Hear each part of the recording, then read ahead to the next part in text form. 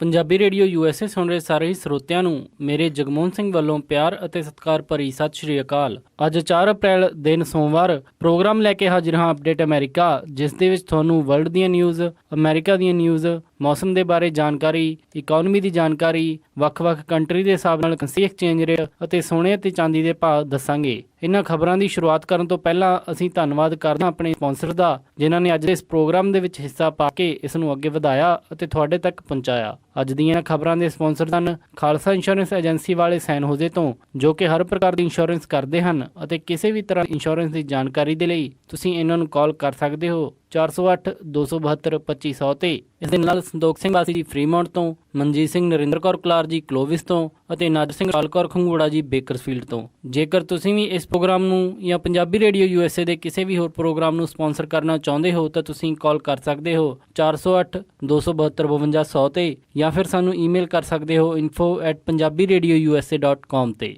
ਹੁਣ ਵਧਦੇ ਹਾਂ ਜੀ ਅੱਜ ਦੀ ਪਹਿਲੀ ਖਬਰ ਵੱਲ।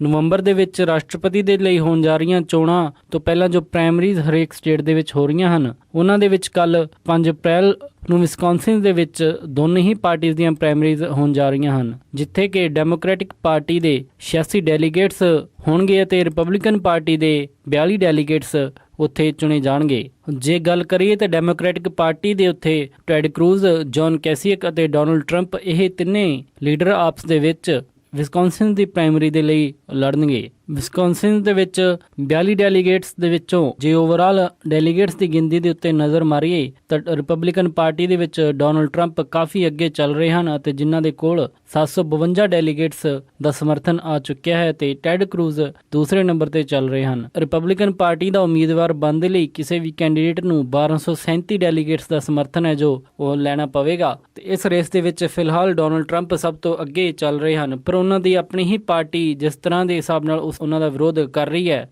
ਅਤੇ ਜੋ ਪਿਛਲੇ ਕਈ ਦਿਨਾਂ ਤੋਂ ਉਹਨਾਂ ਦੇ ਔਰਤਾਂ ਦੇ ਪ੍ਰਤੀ ਬਿਆਨ ਜੋ ਆਏ ਹਨ, ਵਿਸਕੌਨਸਿਨ ਦੇ ਵਿੱਚ ਇਸ ਦਾ ਪੂਰਾ ਅਸਰ ਪੈ ਰਿਹਾ ਹੈ ਅਤੇ ਜੋ ਪੋਲਸ ਦੇ ਰਿਜ਼ਲਟ ਆ ਰਹੇ ਹਨ ਉਸ ਦੇ ਵਿੱਚ ਟੈਡ ਕਰੂਜ਼ ਨੂੰ ਜੇਤੂ ਮੰਨਿਆ ਜਾ ਰਿਹਾ ਹੈ। ਤੱਕ ਆਏ ਪੋਲਸ ਦੇ ਹਿਸਾਬ ਨਾਲ ਵਿਸਕੌਨਸਿਨ ਦੇ ਵਿੱਚ 43% ਦੇ ਉੱਤੇ ਟੈਡ ਕਰੂਜ਼ ਚੱਲ ਰਹੇ ਹਨ ਅਤੇ 37% ਦੇ ਉੱਤੇ ਡੋਨਲਡ ਟਰੰਪ ਚੱਲ ਰਹੇ ਹਨ ਅਤੇ ਤੀਸਰੇ ਕੈਂਡੀਡੇਟ ਜੌਨ ਕੈਸੀਅਕ 18% ਦੇ ਉੱਤੇ ਚੱਲ ਰਹੇ ਹਨ। ਉੱਧਰੋਂ ਹੀ ਜੇ ਗੱਲ ਕਰੀਏ ਡੈਮੋਕ੍ਰੈਟਿਕ ਪਾਰਟੀ ਦੀ, ਜਿਨ੍ਹਾਂ ਦੇ 86 ਡੈਲੀਗੇਟਸ ਵਿਸਕੌਨਸਿਨ ਦੇ ਵਿੱਚ ਹਨ ਤੇ ਬਰਨੀ ਸੈਂਡਰਜ਼ ਅਤੇ ਹਿਲਰੀ ਕਲਿੰਟਨ ਦੋ ਉਮੀਦਵਾਰ ਇਹਨਾਂ ਡੈਲੀਗੇਟਸ ਦੇ ਲਈ ਆਪਸ ਦੇ ਵਿੱਚ ਭਿੜਨਗੇ। ਡੈਮੋਕ੍ਰੈਟਿਕ ਪਾਰਟੀ 'ਚ ਵੀ ਹਿਲਰੀ ਕਲਿੰਟਨ ਬਰਨੀ ਸੈਂਡਰਜ਼ ਦੇ ਨਾਲੋਂ ਕਾਫੀ ਲੀਡ ਦੇ ਉੱਤੇ ਚੱਲ ਰਹੇ ਹਨ, ਪਰ ਜਿਸ ਹਿਸਾਬ ਦੇ ਨਾਲ ਬਰਨੀ ਸੈਂਡਰਜ਼ ਨੇ ਪਿਛਲੀਆਂ ਕਈ ਸਟੇਟਸ ਦੇ ਵਿੱਚ ਜਿੱਤ ਹਾਸਲ ਕੀਤੀ ਹੈ ਤਾਂ ਉਹਨਾਂ ਦੇ ਉੱਤੇ ਕਾਫੀ ਜੋ ਉਮੀਦਾਂ ਲਾਈਆਂ ਜਾ ਰਹੀਆਂ ਹਨ ਕਿ ਇਸ ਸਟੇਟ ਦੇ ਵਿੱਚ ਵੀ ਉਹ ਹਿਲਰੀ ਕਲਿੰਟਨ ਨੂੰ ਹਰਾ ਸਕਦੇ ਹਨ। ਜੇ ਡੈਮੋਕ੍ਰੈਟਿਕ ਪਾਰਟੀ ਦੇ ਟੋਟਲ ਡੈਲੀਗੇਟਸ ਤੇ ਨਜ਼ਰ ਮਾਰੀਏ ਤਾਂ 2383 ਜੋ ਡੈਲੀਗੇਟਸ ਹਨ ਉਹ ਨੋਮੀਨੇਸ਼ਨ ਦੇ ਲਈ ਕਿਸੇ ਵੀ ਕੈਂਡੀਡੇਟ ਨੂੰ ਚਾਹੀਦੇ ਹੁੰਦੇ ਹਨ, ਜਿਨ੍ਹਾਂ ਦੇ ਵਿੱਚੋਂ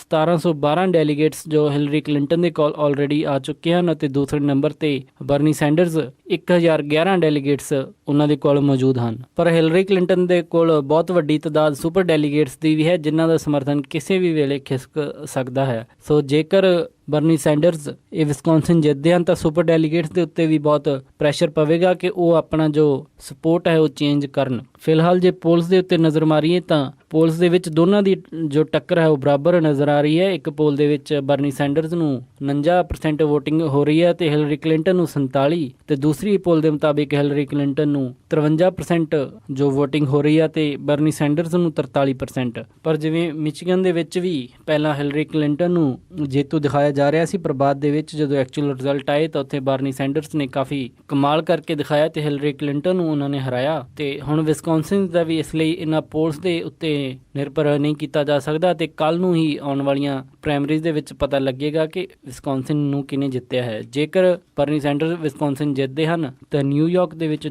247 ਡੈਲੀਗੇਟਸ ਦੇ ਲਈ 12 ਅਪ੍ਰੈਲ ਨੂੰ ਚੋਣਾਂ ਹੋਣੀਆਂ ਹਨ, ਉਹਨਾਂ ਦੇ ਉੱਤੇ ਕਾਫੀ ਨਜ਼ਰ ਰਹੇਗੀ।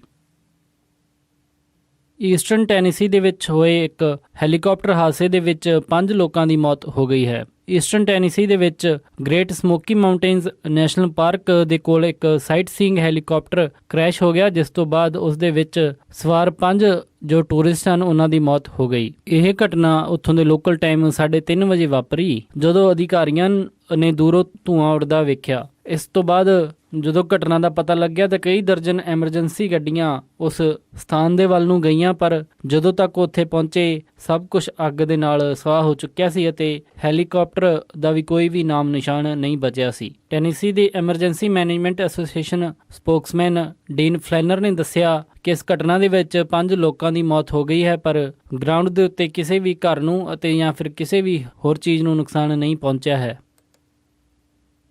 ਡੈਲਾਵੇਅਰ ਦੇ ਚੈਸਟਰ ਦੇ ਵਿੱਚ ਇੱਕ ਟ੍ਰੇਨ ਡੀਰੇਲ ਹੋਣ ਤੋਂ ਬਾਅਦ 2 ਲੋਕਾਂ ਦੀ ਮੌਤ ਹੋ ਗਈ ਅਤੇ ਉਸ ਦੇ ਵਿੱਚ 30 ਲੋਕ ਜ਼ਖਮੀ ਹੋ ਗਏ ਹਨ। ਦੱਸਿਆ ਜਾ ਰਿਹਾ ਹੈ ਕਿ ਡੈਲਾਵੇਅਰ ਦੇ ਚੈਸਟਰ ਇਲਾਕੇ ਕੋਲ ਇੱਕ ਰੇਲ ਲਾਈਨ ਦੇ ਉੱਤੇ ਕੰਮ ਚੱਲ ਰਿਹਾ ਸੀ ਅਤੇ ਦੂਸਰੇ ਟਰੈਕ ਦੇ ਉੱਤੇ ਇੱਕ ਐਮਟ੍ਰੈਕ ਟ੍ਰੇਨ ਗੁਜ਼ਰ ਰਹੀ ਸੀ। ਮੰਨਿਆ ਜਾ ਰਿਹਾ ਹੈ ਕਿ ਕੋਈ ਇਕਵਿਪਮੈਂਟ ਉਸ ਟਰੈਕ ਦੇ ਉੱਤੇ ਪਿਆ ਹੋਇਆ ਸੀ, ਜਿਸ ਦੇ ਵਿੱਚ ਫਸਣ ਤੋਂ ਬਾਅਦ ਟ੍ਰੇਨ ਡੀਰੇਲ ਹੋ ਗਈ ਅਤੇ ਦੂਸਰੇ ਟਰੈਕ ਤੇ ਕੰਮ ਕਰਦੇ ਹੋਏ 2 ਵਿਅਕਤੀ ਉਸ ਟ੍ਰੇਨ ਦੀ ਚਪੇਟ ਹੇਠਾਂ ਆ ਗਏ। ਇਸ ਟ੍ਰੇਨ ਦੇ ਵਿੱਚ 330 ਪੈਸੇਂਜਰ ਸਨ ਅਤੇ 7 ਕ੍ਰਿਊ ਮੈਂਬਰਸ ਇਸ ਟ੍ਰੇਨ ਦੇ ਵਿੱਚ ਸ਼ਾਮਿਲ ਸਨ। ਇਹਨਾਂ ਦੇ ਵਿੱਚੋਂ 30 ਯਾਤਰੀਆਂ ਨੂੰ ਹਸਪੀਟਲ ਦੇ ਵਿੱਚ ਭਰਤੀ ਕਰਵਾਇਆ ਗਿਆ ਹੈ, ਜਿਨ੍ਹਾਂ ਨੂੰ ਮਾਮੂਲੀ ਚੋਟਾਂ ਆਈਆਂ ਹਨ। ਜਾਂਚ ਤੋਂ ਬਾਅਦ ਪਤਾ ਲੱਗਿਆ ਹੈ ਕਿ ਇਸ ਪੂਰੀ ਘਟਨਾ ਦੇ ਵਿੱਚ ਸਹੀ ਤਰੀਕੇ ਦੇ ਨਾਲ ਜੋ ਗਾਈਡਲਾਈਨਸ ਦਾ ਉਹ ਪਾਲਣ ਨਹੀਂ ਕੀਤਾ ਗਿਆ, ਜਿਸ ਕਰਕੇ ਇਹ ਘਟਨਾ ਵਾਪਰੀ। ਉਹ ਜਾਂਚ ਦੇ ਵਿੱਚ ਆਇਆ ਹੈ ਕਿ ਕਿਸੇ ਵੀ ਟਰੈਕ ਦੇ ਮੁਰੰਮਤ ਕਰਦੇ ਹੋਏ ਜੋ ਗਾਈਡਲਾਈਨਸ ਤਿਆਰ ਕੀਤੀਆਂ ਗਈਆਂ ਹਨ, ਜੇ ਉਹਨਾਂ ਦਾ ਪਾਲਣ ਕੀਤਾ ਹੁੰਦਾ ਤਾਂ ਇਹ ਘਟਨਾ ਟਲ ਸਕਦੀ ਸੀ। ਹਜੇ ਤੱਕ ਇਸ ਦੇ ਉੱਤੇ ਪੂਰੀ ਰਿਪੋਰਟ ਆਉਣੀ ਬਾਕੀ ਹੈ ਅਤੇ ਜਲਦ ਹੀ ਰੇਲਵੇ ਡਿਪਾਰਟਮੈਂਟ ਨੇ ਕਿਹਾ ਹੈ ਕਿ ਇਸ ਦੀ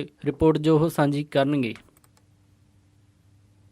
ਸੈਨ ਹੋਜ਼ੇ ਦੇ ਡਿਰੀਡੌਨ ਸਟੇਸ਼ਨ ਦੇ ਲਈ $6 ਲੱਖ ਦੀ ਗਵਰਨਮੈਂਟ ਫੰਡਿੰਗ ਪਾਸ ਕੀਤੀ ਗਈ ਹੈ। ਇਸ ਐਗਰੀਮੈਂਟ ਦੇ ਵਿੱਚ California high speed rail authority ਨੇ ਅਨਾਉਂਸ ਕੀਤਾ ਹੈ ਕਿ ਸੈਨ ਹੋਜ਼ੇ ਡਿਰੀਡੌਨ ਸਟੇਸ਼ਨ ਦੇ ਉੱਤੇ ਹੋਰ ਵੱਖਰੇ ਜੋ ਕੈਰੀਅਰਸ ਦੀ ਟ੍ਰੇਨਸ ਉਹ ਚਲਾਈ ਜਾਵੇਗੀ, ਜਿਸ ਦੇ ਵਿੱਚ ਹਾਈ ਸਪੀਡ ਰੇਲ 2025 ਤੱਕ ਸੈਨ ਹੋਜ਼ੇ ਦੇ ਵਿੱਚ ਚੱਲੇਗੀ। ਸੈਨ ਹੋਜ਼ੇ ਡਾਊਨਟਾਊਨ ਦੇ ਵਿੱਚ ਬਣੇ ਸਟੇਸ਼ਨ ਨੂੰ $2 ਲੱਖ ਦੀ ਸ਼ੁਰੂਆਤੀ ਜੋ ਫੰਡਿੰਗ ਮਿਲੇਗੀ ਅਤੇ ਉਸ ਤੋਂ ਬਾਅਦ $4 ਲੱਖ ਦੀ funding federal American Recovery and Reinvestment Act ਦੇ ਤਹਿਤ ਇਸ ਸਟੇਸ਼ਨ ਨੂੰ ਮਿਲੇਗੀ। ਇਸ ਐਕਸਪੈਂਸ਼ਨ ਦੇ ਪਹਿਲੇ ਸੈਗਮੈਂਟ ਦੇ ਵਿੱਚ ਇੱਕ ਹਾਈ ਸਪੀਡ ਰੇਲ ਡਿਰੀਡੌਨ ਸਟੇਸ਼ਨ ਤੋਂ ਲੈ ਕੇ ਬੇਕਰਸਫੀਲਡ ਤੱਕ ਚਲਾਈ ਜਾਵੇਗੀ, ਜੋ ਕਿ ਸੈਨ ਹੋਜ਼ੇ ਤੋਂ ਬੇਕਰਸਫੀਲਡ ਦਾ 3 ਆਰ ਦਾ ਰੋਡ ਟ੍ਰਿਪ ਹੈ, ਜੋ ਉਸ ਨੂੰ 1 ਘੰਟੇ ਦਾ ਕਰ ਦੇਵੇਗੀ। ਇਸ ਦੇ ਨਾਲ ਨਾਲ ਸੈਨ ਫਰਾਂਸਿਸਕੋ ਅਤੇ ਲਾਸ ਐਂਜਲਸ ਨੂੰ ਜੋੜਨ ਦੇ ਲਈ ਵੀ ਪਲਾਨ ਕੀਤੇ ਗਏ ਹਨ ਅਤੇ ਸੈਕਿੰਡ ਫੇਜ਼ ਦੇ ਵਿੱਚ ਸੈਨ ਡਿਆਗੋ ਅਤੇ ਸੈਕਰਾਮੈਂਟੋ ਨੂੰ ਵੀ ਸੈਨ ਹੋਜ਼ੇ ਡਿਰੀਡੌਨ ਸਟੇਸ਼ਨ ਦੇ ਨਾਲ ਜੋੜਿਆ ਜਾਵੇਗਾ। ਹਜੇ ਤੱਕ ਸੈਨ ਹੋਜ਼ੇ ਦਾ ਇਹ ਡਿਰੀਡੌਨ ਸਟੇਸ਼ਨ ਪੈਸੇਂਜਰਸ ਨੂੰ Caltrain, Santa Clara Valley Transportation Authority, Union Pacific, Altamont Corridor express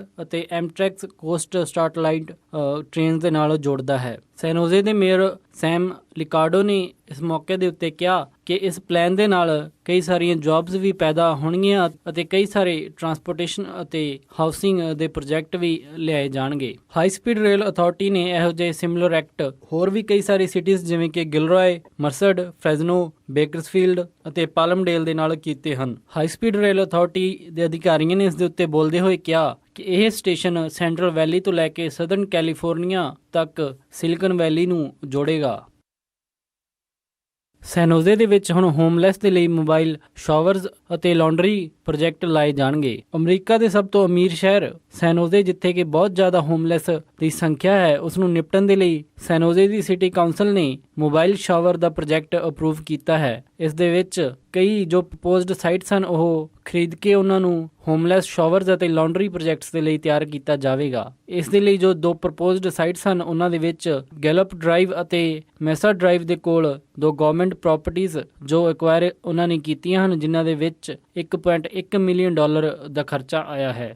ਇਹ ਪਹਿਲਾ ਸਮਾਂ ਨਹੀਂ ਹੈ ਜਦੋਂ ਕਿ ਸਿਟੀ ਆਫੀਸ਼ੀਅਲਸ ਨੇ ਹੋਮਲੈਸ ਦੀ ਲਾਈਫ ਬੈਟਰ ਕਰਨ ਦੇ ਲਈ ਕੋਈ ਕਦਮ ਚੱਕਿਆ ਹੋਵੇ। ਇਸ ਤੋਂ ਪਹਿਲਾਂ ਪਿਛਲੇ ਸਾਲ ਇੱਕ 46 ਯੂਨਿਟ ਪਲਾਜ਼ਾ ਹੋਟਲ ਨੂੰ ਵੀ ਹੋਮਲੈਸ ਹਾਊਸਿੰਗ ਦੇ ਲਈ ਤਿਆਰ ਕੀਤਾ ਗਿਆ ਸੀ ਅਤੇ ਸਿਟੀ ਲੀਡਰਸ ਨੇ ਸੈਂਟਾ ਕਲੈਰਾ ਇਨ ਦੀਆਂ 27 ਯੂਨਿਟਸ ਨੂੰ ਵੀ ਹੋਮਲੈਸ ਦੀ ਹਾਊਸਿੰਗ ਦੇ ਲਈ ਤਿਆਰ ਕੀਤਾ ਸੀ। ਸੈਨ ਹੋਜ਼ੇ ਦੇ ਵਿੱਚ ਕੁੱਲ 4060 ਜੋ ਹੋਮਲੈਸ ਲੋਕ ਰਹਿੰਦੇ ਹਨ ਅਤੇ ਉਹਨਾਂ ਦੇ ਵਿੱਚੋਂ ਜੋ 70% ਲੋਕ ਹਨ ਉਹ ਬਿਲਕੁਲ ਹੀ ਅਨਸ਼ੈਲਟਰਡ ਹਨ ਅਤੇ ਸਟਰੀਟਸ ਦੇ ਉੱਤੇ ਸੌਂਦੇ ਹਨ। ਸਿਟੀ ਕਾਉਂਸਲ ਨੇ ਇੱਕ ਮੋਬਾਈਲ ਹਾਈਜੀਨ ਪ੍ਰੋਗਰਾਮ, ਜਿਸ ਨੂੰ ਕਿ ਪ੍ਰੋਜੈਕਟ ਵੀ ਹੋਪ ਦਾ ਨਾਮ ਦਿੱਤਾ ਗਿਆ ਹੈ, ਪਾਸ ਕੀਤਾ ਹੈ, ਜਿਸ ਦੇ ਵਿੱਚ ਇਹ ਮੋਬਾਈਲ ਸ਼ਾਵਰ ਜੋ ਕਈ ਜਗ੍ਹਾ ਦੇ ਉੱਤੇ ਜਾਵੇਗਾ ਅਤੇ 15 ਮਿੰਟ ਦੀ ਸ਼ਾਵਰ ਅਤੇ ਲਾਂਡਰਿੰਗ ਸਰਵਿਸ ਪ੍ਰੋਵਾਈਡ ਕਰੇਗਾ। ਸਿਟੀ ਆਫੀਸ਼ੀਅਲਸ ਦਾ ਐਸਟੀਮੇਟ ਹੈ ਕਿ ਇਹ ਟਰੱਕ 30 ਸ਼ਾਵਰਜ਼ ਅਤੇ 18 ਲਾਂਡਰੀ ਲੋਡਸ ਇੱਕ ਦਿਨ ਦੇ ਵਿੱਚ ਪੂਰੀਆਂ ਕਰੇਗਾ। ਇਸ ਪ੍ਰੋਗਰਾਮ ਦੇ ਤਹਿਤ 100 ਅਨਸ਼ੈਲਟਰਡ ਲੋਕਾਂ ਨੂੰ ਮਦਦ ਪਹੁੰਚਾਉਣ ਦਾ ਟੀਚਾ ਰੱਖਿਆ ਗਿਆ ਹੈ। ਇਹ ਸਨ ਅੱਜ ਦੀਆਂ ਕੁਝ ਖਾਸ ਖਬਰਾਂ। ਹੁਣ ਵੱਧਦੇ ਹਾਂ ਜੀ ਮੌਸਮ ਦੀ ਜਾਣਕਾਰੀ ਦੇ ਵੱਲ। ਮੰਗਲਵਾਰ ਨੂੰ ਸੈਨ ਹੋਜ਼ੇ ਦੇ ਵਿੱਚ ਹਾਈ ਟੈਂਪਰੇਚਰ ਰਹੇਗਾ 82 ਡਿਗਰੀ ਅਤੇ ਲੋ ਟੈਂਪਰੇਚਰ 54 ਡਿਗਰੀ। ਸੈਨ ਫਰਾਂਸਿਸਕੋ ਦੇ ਵਿੱਚ 71 ਡਿਗਰੀ ਹਾਈ ਅਤੇ ਰਾਤ ਨੂੰ 57 ਡਿਗਰੀ ਲੋ। ਸੈਕਰਾਮੈਂਟੋ ਦੇ ਵਿੱਚ 83 ਡਿਗਰੀ ਹਾਈ ਅਤੇ ਰਾਤ ਨੂੰ 53 ਡਿਗਰੀ ਲੋ। ਯੂਬਾ ਸਿਟੀ ਦੇ ਵਿੱਚ 82 ਡਿਗਰੀ ਹਾਈ ਅਤੇ ਰਾਤ ਨੂੰ 54 ਡਿਗਰੀ ਲੋ। ਸਟਾਕਟਨ ਦੇ ਵਿੱਚ 84 ਡਿਗਰੀ ਹਾਈ ਅਤੇ ਰਾਤ ਨੂੰ 53 ਡਿਗਰੀ ਲੋ। ਟ੍ਰੇਸੀ ਦੇ ਵਿੱਚ 84 ਡਿਗਰੀ ਹਾਈ ਅਤੇ ਰਾਤ ਨੂੰ 55 ਡਿਗਰੀ ਲੋ। ਮੋਡੈਸਟੋ ਦੇ ਵਿੱਚ 83 ਡਿਗਰੀ ਹਾਈ ਅਤੇ ਰਾਤ ਨੂੰ 54 ਡਿਗਰੀ ਲੋ। ਫ੍ਰੈਜ਼ਨੋ ਦੇ ਵਿੱਚ 83 ਡਿਗਰੀ ਹਾਈ ਅਤੇ ਰਾਤ ਨੂੰ 55 ਡਿਗਰੀ ਲੋ। ਬੇਕਰਸਫੀਲਡ ਦੇ ਵਿੱਚ 85 ਡਿਗਰੀ ਹਾਈ ਅਤੇ ਰਾਤ ਨੂੰ 58 ਡਿਗਰੀ ਲੋ। ਲਾਸ ਐਂਜਲਸ ਦੇ ਵਿੱਚ 79 ਡਿਗਰੀ ਹਾਈ ਅਤੇ ਰਾਤ ਨੂੰ 60 ਡਿਗਰੀ ਲੋ।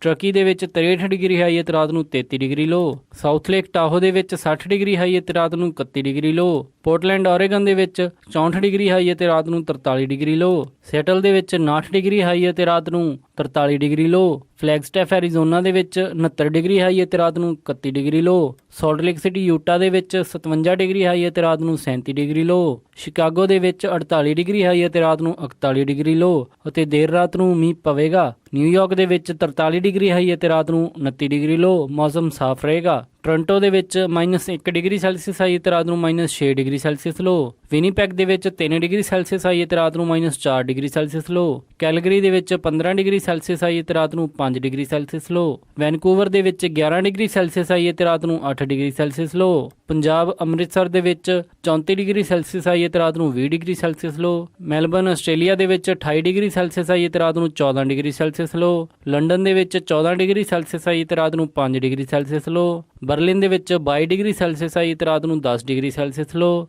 ਅਤੇ ਪੈਰਿਸ ਦੇ ਵਿੱਚ 16 ਡਿਗਰੀ ਸੈਲਸੀਅਸ ਹਾਈ ਅਤੇ ਰਾਤ ਨੂੰ 6 ਡਿਗਰੀ ਸੈਲਸੀਅਸ ਲੋ ਰਹੇਗਾ ਜੀ। ਇਹ ਸੀ ਜੀ ਮੌਸਮ ਦੀ ਜਾਣਕਾਰੀ। ਹੁਣ ਵੱਧਦੇ ਹਾਂ ਜੀ ਸਟਾਕ ਮਾਰਕੀਟ ਦੀ ਇਨਫੋਰਮੇਸ਼ਨ ਵੱਲ। ਸੋਮਵਾਰ ਨੂੰ ਕਲੋਜ਼ਿੰਗ ਦੇ ਸਮੇਂ ਡਾਓ ਜੋਨਸ 55 ਅੰਕਾਂ ਦੀ ਗਿਰਾਵਟ ਦੇ ਨਾਲ 17,737 ਤੇ ਬੰਦ ਹੋਇਆ ਅਤੇ ਨੈਸਡੈਕ 22 ਅੰਕਾਂ ਦੀ ਗਿਰਾਵਟ ਦੇ ਨਾਲ 4,891.80 ਤੇ ਬੰਦ ਹੋਇਆ। S&P 6 ਅੰਕਾਂ ਦੀ ਗਿਰਾਵਟ ਦੇ ਨਾਲ 2,066.13 ਤੇ ਬੰਦ ਹੋਇਆ ਅਤੇ ਵਿਲਸ਼ਰ 5000 13 ਅੰਕਾਂ ਦੀ ਗਿਰਾਵਟ ਦੇ ਨਾਲ 21,224.32 ਤੇ ਬੰਦ ਹੋਇਆ ਜੀ। ਕਰੰਸੀ ਐਕਸਚੇਂਜ ਰੇਟ ਦੇ ਵਿੱਚ ਇੱਕ US ਡਾਲਰ ਦੀ ਕੀਮਤ ਰਹੀ 60 ਰੁਪਏ 20 ਪੈਸੇ, ਇੱਕ ਕੈਨੇਡੀਅਨ ਡਾਲਰ ਦੀ ਕੀਮਤ ਰਹੀ 50 ਰੁਪਏ 57 ਪੈਸੇ, ਇੱਕ ਬ੍ਰਿਟਿਸ਼ ਪਾਉਂਡ ਦੀ ਕੀਮਤ ਰਹੀ 94 ਰੁਪਏ 52 ਪੈਸੇ, ਇੱਕ ਯੂਰੋ ਦੀ ਕੀਮਤ ਰਹੀ 75 ਰੁਪਏ 47 ਪੈਸੇ, ਇੱਕ ਆਸਟ੍ਰੇਲੀਅਨ ਡਾਲਰ ਦੀ ਕੀਮਤ ਰਹੀ 50 ਰੁਪਏ 26 ਪੈਸੇ, ਇੱਕ ਨਿਊਜ਼ੀਲੈਂਡ ਡਾਲਰ ਦੀ ਕੀਮਤ ਰਹੀ 45 ਰੁਪਏ 11 ਪੈਸੇ, ਇੱਕ ਸਿੰਗਾਪੁਰ ਡਾਲਰ ਦੀ ਕੀਮਤ ਰਹੀ 48 ਰੁਪਏ 88 ਪੈਸੇ, ਇੱਕ ਬਹਿਰੀਨੀ ਦਿਨਾਰ ਦੀ ਕੀਮਤ ਰਹੀ 175 ਰੁਪਏ 67 ਪੈਸੇ ਅਤੇ ਇੱਕ ਕੁਵੈਤੀ ਦਿਨਾਰ ਦੀ ਕੀਮਤ ਰਹੀ 219 ਰੁਪਏ 47 ਪੈਸੇ। ਸੋਨੇ ਦਾ ਰੇਟ $1222.71 ਪਰ ਆਉਂਸ ਰਿਹਾ ਅਤੇ ਚਾਂਦੀ $15.04 ਪਰ ਆਉਂਸ ਰਹੀ। ਇਸੇ ਦੇ ਨਾਲ ਅੱਜ ਦਾ ਇਹ ਖਬਰਾਂ ਦਾ ਬੁਲੇਟਿਨ ਇੱਥੇ ਹੀ ਸਮਾਪਤ ਕਰਦੇ ਹਾਂ ਜੀ। ਇਜਾਜ਼ਤ ਦਿਓ। ਉਮੀਦ ਹੈ ਕਿ ਤੁਹਾਨੂੰ ਅੱਜ ਦਾ ਇਹ ਪ੍ਰੋਗਰਾਮ ਪਸੰਦ ਆਇਆ ਹੋਵੇਗਾ। ਕਿਸੇ ਵੀ ਤਰ੍ਹਾਂ ਦੀ ਫੀਡਬੈਕ ਦੇ ਲਈ ਤੁਸੀਂ ਸਾਨੂੰ ਕਾਲ ਕਰ ਸਕਦੇ ਹੋ 408 272 5200 ਤੇ ਜਾਂ ਫਿਰ ਸਾਨੂੰ ਈਮੇਲ ਕਰ ਸਕਦੇ ਹੋ। ਸਾਡੀ ਈਮੇਲ ਐਡਰੈਸ info@punjabiradiousa.com ਤੇ। ਇੱਕ ਵਾਰੀ ਫਿਰ ਸਾਰੇ ਸਪਾਂਸਰ ਦਾ ਬਹੁਤ-ਬਹੁਤ ਧੰਨਵਾਦ। ਮਿਲਦੇ ਹਾਂ ਜੀ ਅਪਡੇਟ ਅਮਰੀਕਾ ਦੇ ਅਗਲੇ ਅੰਕ ਵਿੱਚ। ਤਦ ਤੱਕ ਲਈ ਸਾਰਿਆਂ ਨੂੰ ਪਿਆਰ ਅਤੇ ਸਤਿਕਾਰ ਭਰੀ ਸਤਿ ਸ਼੍ਰੀ ਅਕਾਲ। ਸੁਣਦੇ ਰਹੋ ਜੀ ਪੰਜਾਬੀ ਰੇਡੀਓ USA।